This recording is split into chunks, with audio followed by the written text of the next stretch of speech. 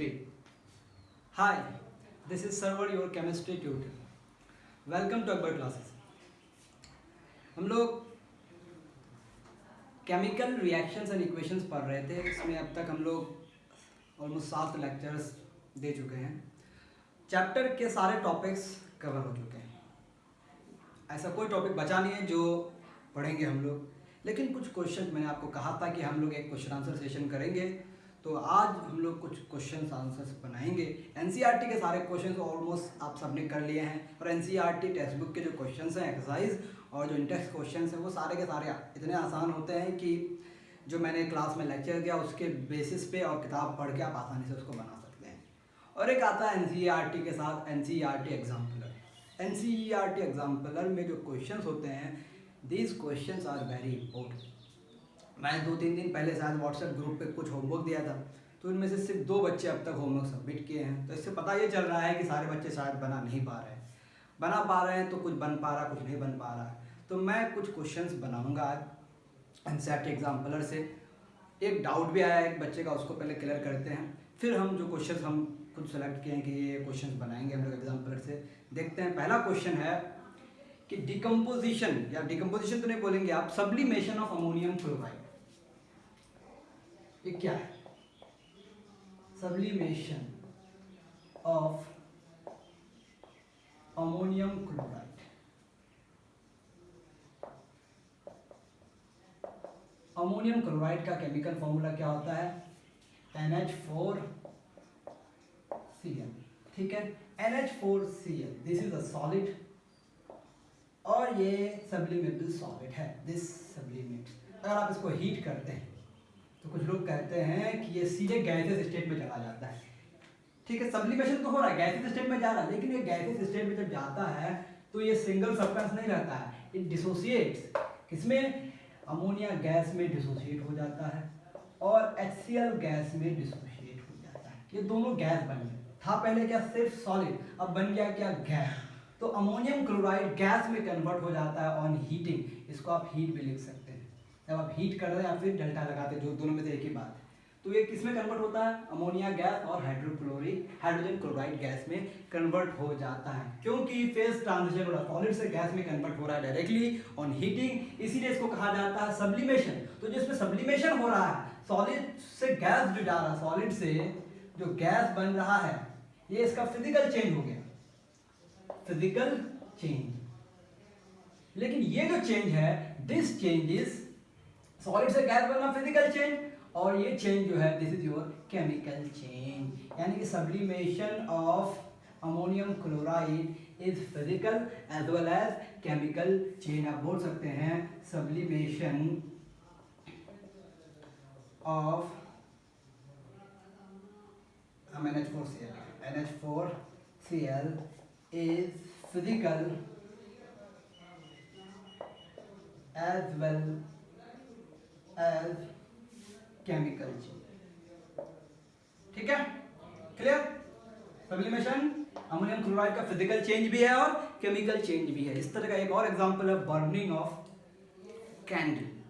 Candle को जब जलाते हैं तो वो पिघलता भी, कैंडल वैक्स पिघलता भी है. तो वो पिघलना, that melting is the physical change, but the burning process is chemical change. तो ऐसे बहुत सारे चेंजेस कहीं कहीं होते हैं जहाँ पर फिजिकल चेंजेस के साथ साथ केमिकल चेंज भी होता है. तो सब्लिमेशन एंड सेम एग्जांपल यहाँ पर sublimation of ammonium chloride which is a physical change. Sublimation solid to gas, sublimation is a physical change but the dissociation is the chemical change. Remember this. Okay, अब कुछ हम लोग और भी exam question देखते हैं. इसमें से जो मल्टीपल चॉइस क्वेश्चंस हैं वो हम देखते हैं. एक रिएक्शन है, चलो मैं लिखता हूँ बोर्ड में, क्योंकि थोड़ा टाइम लग सकता है क्योंकि हमको लिखना पड़ता है, फिर बताना पड़ता है. अगर हमारा फिजिकल क्लास होता तो इतना वक्त नहीं लगता, सबके पास किताब होता, बस हम लोग कर लेते. यहाँ लिखना पड़ेगा. एक रिएक्शन है अमोनिया का ऑक्सीजन के साथ रिएक्शन, अमोनिया गैस का ऑक्सीजन के साथ रिएक्शन एट हाई प्रेशर. जब आप अमोनिया गैस को ऑक्सीजन गैस के साथ रिएक्ट कराते हैं तो प्रोडक्ट क्या बनता है? NO नाइट्रस ऑक्साइड बनता है साथ साथ आपको प्रोडक्ट याद रखिए, खाली रिएक्शन देखना है, इसके साथ जो क्वेश्चन है वो देखना है। और H2O गैस बनता है, ये इसके 6 मॉलिक्यूल बनते हैं, रिएक्शन को बैलेंस कर लेते हैं, इसके 4, इसके 5, और अमोनिया के कितने मॉलिक्यूल्स पार्टिसिपेट कर रहे हैं? 4। ठीक है, दिस रिएक्शन। अब ये रिएक्शन हो रहा है, ये रिएक्शन किस किस टाइप का रिएक्शन है? तो आपके पास ऑप्शन दिए गए 1 2 3 4 ऑप्शन दिए गए हैं। इस रिएक्शन के टाइप को समझने के लिए मैंने कहा गया है कि ये जो रिएक्शन है ये किस किस तरह का रिएक्शन है। सबसे पहला है डिस्प्लेसमेंट रिएक्शन। तो क्या ये डिस्प्लेसमेंट रिएक्शन है, ये पता करना है आपको। तो हम पहले ऑप्शन लिखते हैं डिस्प्लेसमेंट रिएक्शन।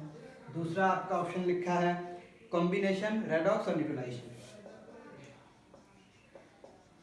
कॉम्बिनेशन, रेडॉक्स और न्यूट्रलाइजेशन।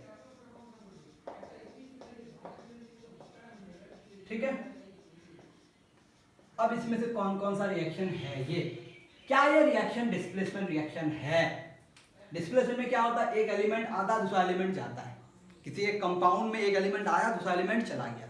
ठीक है, किसी एक को डिस्प्लेस करके दूसरा आ गया, दिस इज कॉल्ड डिस्प्लेसमेंट। तो यहां पर भी आप देख सकते हैं ऑक्सीजन हाइड्रोजन को डिस्प्लेस कर रहा है और NO बन रहा है। तो this reaction must be displacement reaction, यानी कि आपका ये रिएक्शन जो है डिस्प्लेसमेंट होगा। ठीक है, दूसरा क्या ये कॉम्बिनेशन है? नहीं, कॉम्बिनेशन में 2 रिएक्टेंट होगा, सिंगल प्रोडक्ट होगा, तो दिस इज नॉट कॉम्बिनेशन। उसके बाद बोला क्या ये रेडॉक्स है? सोचिए, रेडॉक्स होने के लिए क्या होना पड़ेगा? ऑक्सीडेशन भी होना पड़ेगा, रिडक्शन भी होना पड़ेगा। तो यहां पर आप देख सकते हैं कि ऑक्सीडेशन और रिडक्शन हो रहा है कि नहीं हो रहा है। तो ऑक्सीजन में आप देख सकते हैं हाइड्रोजन का ऐड होना, ऑक्सीजन में हाइड्रोजन का ऐड होना, दिस इज योर रिडक्शन। ठीक है, और नाइट्रोजन में ऑक्सीजन का ऐड हो जाना, दिस इज योर ऑक्सीडेशन। तो सेम रिएक्शन में ऑक्सीडेशन भी हो रहा है, रिडक्शन भी हो रहा है, इट मींस ये आपका ऑक्सीडेशन और रिडक्शन यानी कि रेडॉक्स रिएक्शन है। तो आपका आंसर जो होगा वो क्या हो जाएगा? आंसर हो जाएगा 1 और 3। समझ में आई बात? ये आपका एग्जाम्पलर का क्वेश्चन नंबर 2 है जो मैं आपको बताया। ठीक है, क्योंकि थोड़ा सा डिफरेंट टाइप का क्वेश्चन था इसलिए मैं बताया। ठीक है,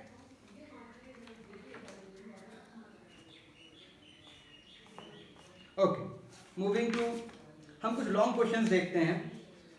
लॉन्ग क्वेश्चंस देखने से पहले हम एक एक्स वाई वाला एक क्वेश्चन है, शॉर्ट आंसर क्वेश्चंस में, इसको हम करते हैं।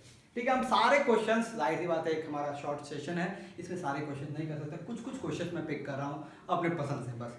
अगर आपको और भी कुछ क्वेश्चन करना हो, डाउट हो, तो आप हमको पूछ सकते हैं। क्लियर? तो ये रिएक्शन हो गया डिस्प्लेसमेंट एंड रेडॉक्स।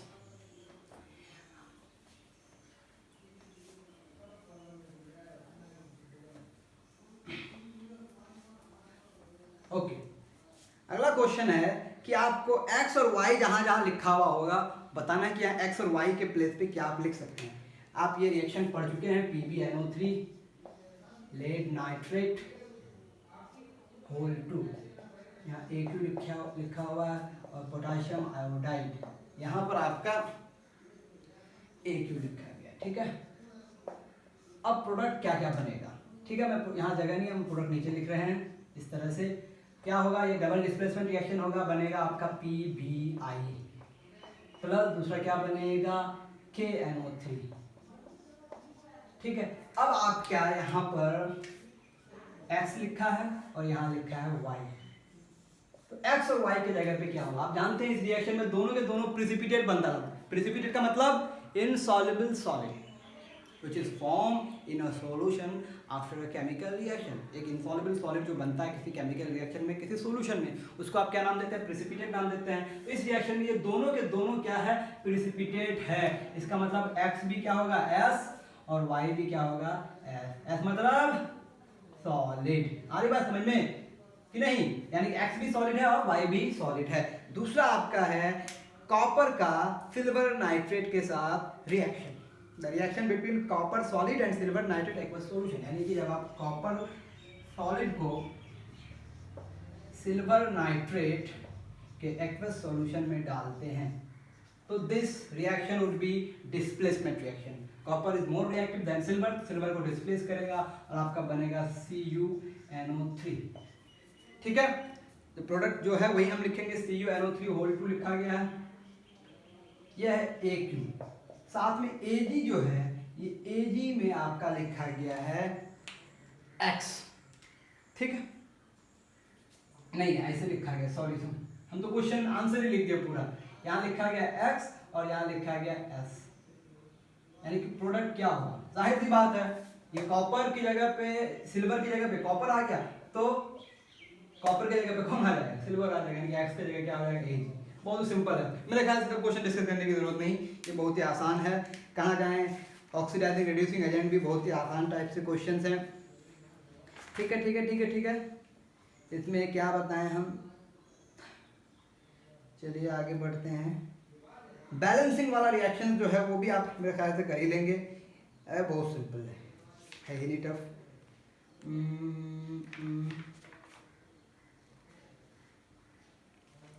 चलिए आगे बढ़ते हैं. बोला on heating coloured powder of copper nitrate in a boiling tube, copper oxide, oxygen gas and brown gas X is form. ठीक है, आपका एक सवाल बोला है, हम देखते हैं, इसी को बनाते हैं. क्वेश्चन नंबर 39, एग्जाम्पलर का question number 39, exemplar question number 39.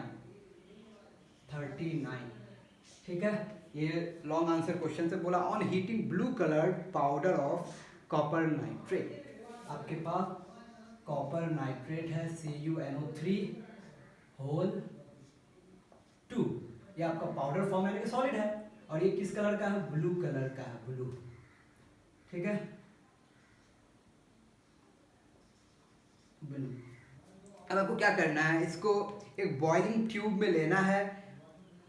ठीक है, और हीट करना है. एक बॉइलिंग ट्यूब में लेंगे और हीट करेंगे. This is taken in a boiling tube and heated. What are forms, copper oxide, एक आपको बनता है कॉपर ऑक्साइड CuO, जो एक सॉलिड है, ये ब्लैक कलर का होता है, सबको पता है कॉपर ऑक्साइड का कलर. दूसरा आपका क्या बन रहा है, ऑक्सीजन गैस O2, और साथ में आपका बन रहा है एक ब्राउन कलर का गैस जो X है. ये X क्या है आपको पता करना है, ब्राउन कलर का एक गैस जो X है. रिमेंबर कि ब्राउन कलर का कौन सा X गैस है, तो आप याद करेंगे कि ये ब्राउन कलर का गैस आपका नाइट्रोजन का ऑक्साइड है. आई होप कि N2O या NO2 है, मुझे जहाँ तक याद है ये NO2 होगा. ठीक है, तो ये X क्या होगा, दिस क्वेश्चन किस तरह से बोला है, right the balance chemical equation of the reaction. इस रिएक्शन को आपको बैलेंस करना है. ठीक है, बिफोर बैलेंसिंग द रिएक्शन हमें पता करना है कि ये ब्राउन कलर का गैस कौन सा है. ठीक है, ये ब्राउन कलर का गैस जो है वो कौन सा गैस है, तो ब्राउन कलर का गैस जो है वो नाइट्रोजन का ऑक्साइड है. ठीक है, and this oxide is NO2, ये आपका NO2 है. तो इसको हम लोग X के लिए क्या रिप्लेस करेंगे, हम लोग लिखेंगे NO2. ठीक है, अब ये इक्वेशन बैलेंस करना है, बैलेंसिंग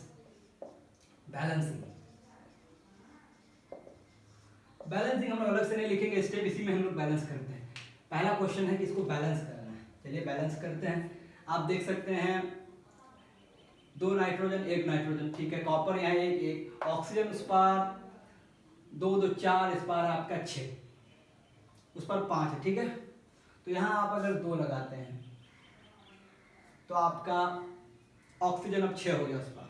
ठीक है, अब यहाँ अगर आप 2 लगा दिए तो आप देख सकते हैं नाइट्रोजन हो गया 4, तो यू कैन पुट हेयर 4, और यहाँ आप 4 लगा दिए तो 4 दूनी 8, 2 10, 2 12,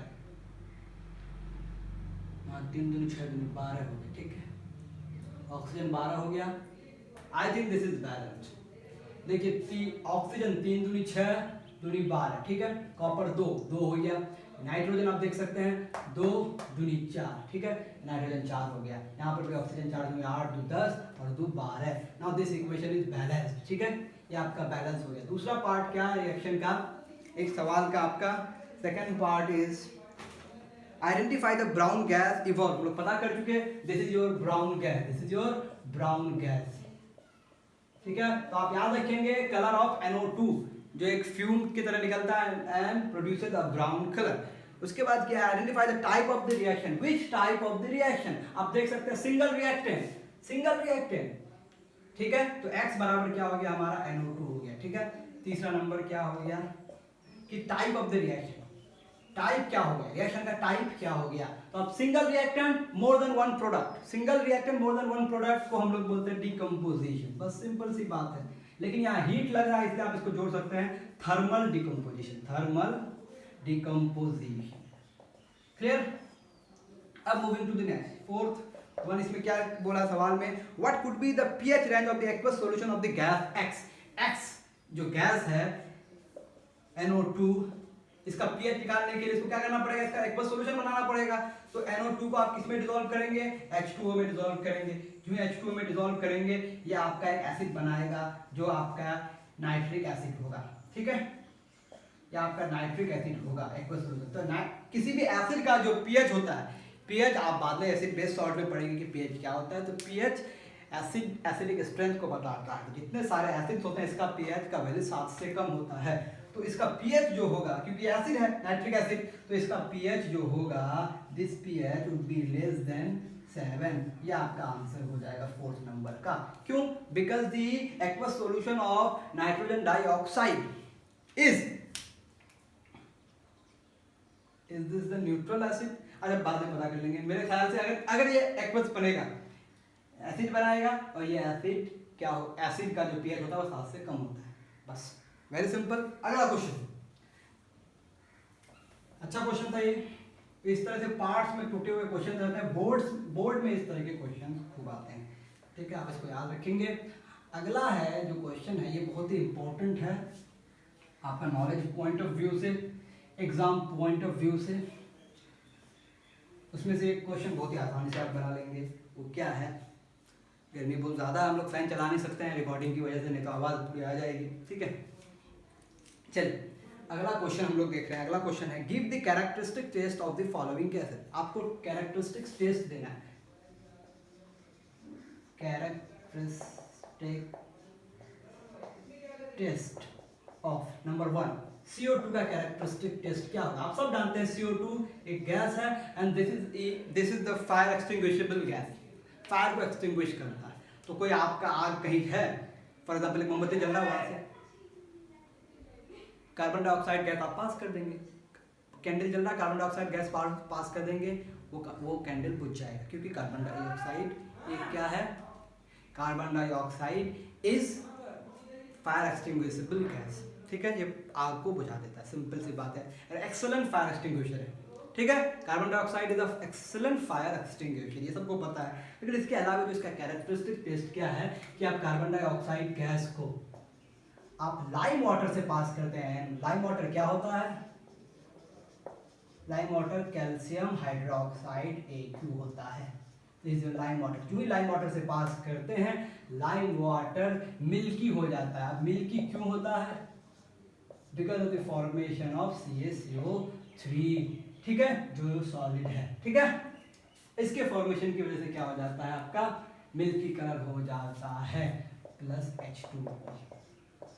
ठीक है, इसके फॉर्मेशन की वजह से मिल्की कलर हो जाता है। तो ये सिंपल टेस्ट है। कार्बन डाइऑक्साइड को जब लाइम वाटर से पास करते हैं, अगर वो मिल्की हो गया तो आपका मतलब वो कौन सा गैस था, कार्बन डाइऑक्साइड गैस था। अगर मिल्की नहीं हुआ तो कार्बन डाइऑक्साइड गैस नहीं है। याद रहे, एक्सेसिव कार्बन डाइऑक्साइड अगर पास करेंगे आप, on excessive passage of carbon dioxide the milky colour disappears. क्यों मिल्की कलर खत्म हो जाता है, मिल्की कलर खत्म होने की वजह है कि कैल्शियम बाइकार्बोनेट बन जाता है, which is highly insoluble in water. ठीक है,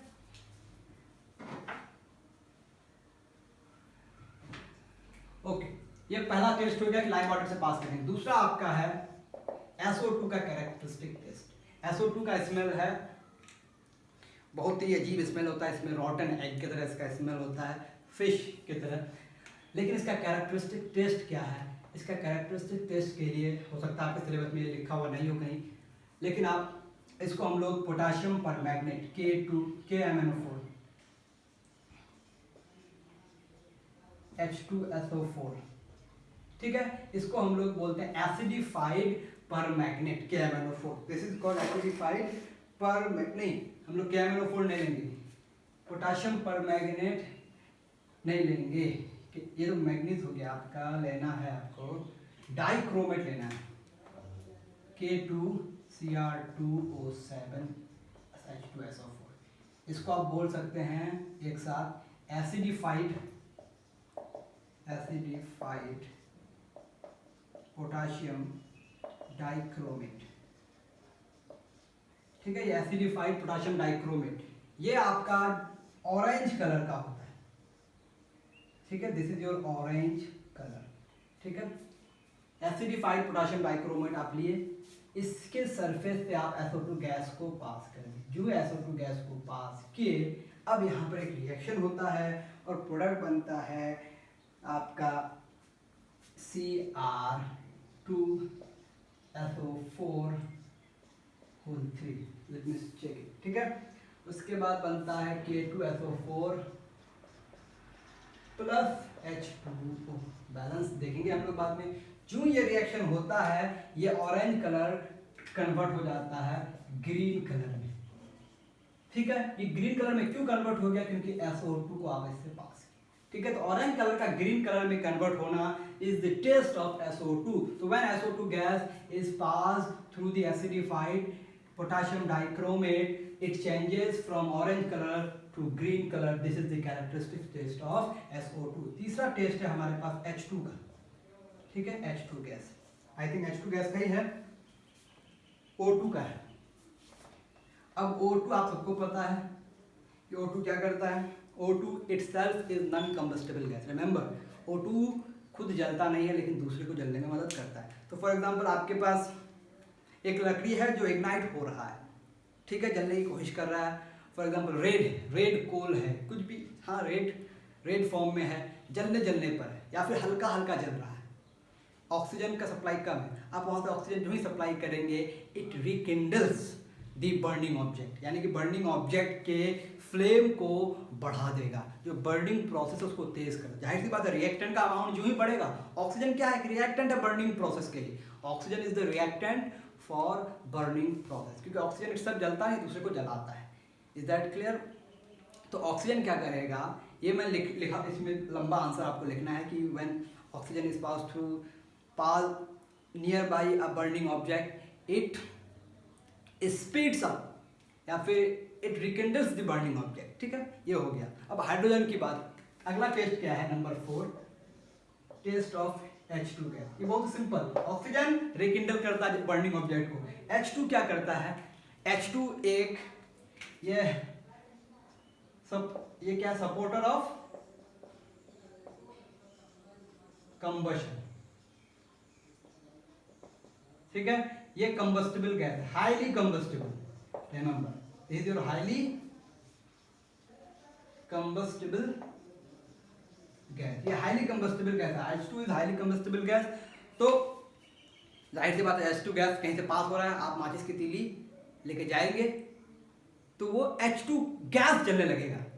माचिस की तीली H2 गैस को क्या कर देगा, जला देगा। क्यों? क्योंकि H2 गैस क्या है, हाईली कंबस्टिबल है। अगर वो जल गया तो H2 है, अगर नहीं जला तो H2 नहीं है। यानी कि बर्निंग टेस्ट, सिंपल सी बात है, फ्लेम टेस्ट। क्या सा टेस्ट, फ्लेम लेके जाएंगे, अगर वो गैस जलने लग गया तो that very gas is H2 gas. ठीक है, क्लियर? ऑक्सीजन रिकिंडल, जब बर्निंग ऑब्जेक्ट को रिकिंडल करेगा, उसको बढ़ा देगा, H2 क्या करेगा, खुद जल जाएगा। These are the characteristic test of some gases. आप इसको याद रखेंगे। अगला क्वेश्चन हम लोग आते हैं 41 की तरफ। ठीक है, आप इसको लिखना चाहते हैं तो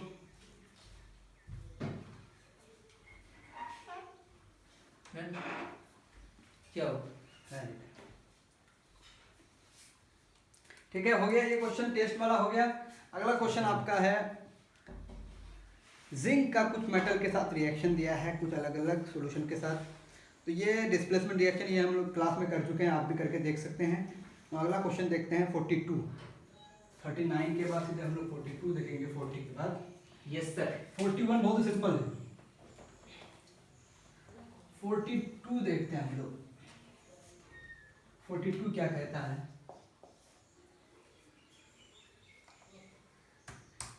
What happens when zinc granules are treated with dilute solutions of H2SO4? Zinc आपके पास है, आप इसको डाइल्यूट H2SO4 के साथ रिएक्ट कराएंगे, तब क्या होगा, जिंक आपके पास है, आप इसको रिएक्ट कराएंगे डाइल्यूट HCl के साथ। डाइल्यूट का मतलब वाटर का कंसंट्रेशन ज़्यादा है, ठीक है। उसके बाद जिंक का रिएक्शन आप कराएंगे डाइल्यूट HNO3 के साथ, तब क्या होगा, जिंक का रिएक्शन आप कराएंगे NaCl NaOH के साथ।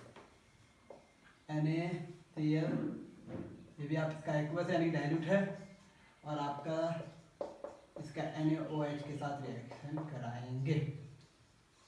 प्रोडक्ट क्या, सबसे पहला प्रोडक्ट जिंक का सल्फ्यूरिक एसिड के साथ रिएक्शन, तो प्रोडक्ट आपका बनेगा H2 गैस। एसिड का किसी एक्टिव मेटल के साथ रिएक्शन में क्या होता है, H2 गैस रिलीज होती है, ठीक है। साथ में क्या बनेगा, सॉल्ट बनेगा ZnSO4, वेरी सिंपल। दूसरा आपका यहाँ HCl है, ठीक है, तो आपका बन जाएगा ZnCl2 plus H2 gas, okay. अब HNO3 के साथ जो रिएक्शन है, दिस इज डिफरेंट। इसमें प्रोडक्ट थोड़ा सा याद रखने की बात है कि इसमें आपका नाइट्रिक एसिड जो है एक स्ट्रॉन्ग ऑक्सीडाइजिंग एजेंट है, जो आपको हाइड्रोजन गैस को ऑक्सीडाइज करके वाटर बना देता है, यानी कि आपका जिंक नाइट्रेट तो बनता है, ZnNO3 बनता है, ठीक है, तो आपका एक्वस है, ओके। साथ में आपका जो ही हाइड्रोजन गैस रिलीज होता है, उस हाइड्रोजन गैस को वो वाटर में कन्वर्ट कर देता है, और ये आपका लिक्विड है। साथ में आपका बनता है N2O, ठीक है, डाइनाइट्रोजन ऑक्साइड। ये आपका स्पेसिफिक रिएक्शन है, दैट शुड बी रिमेंबर्ड।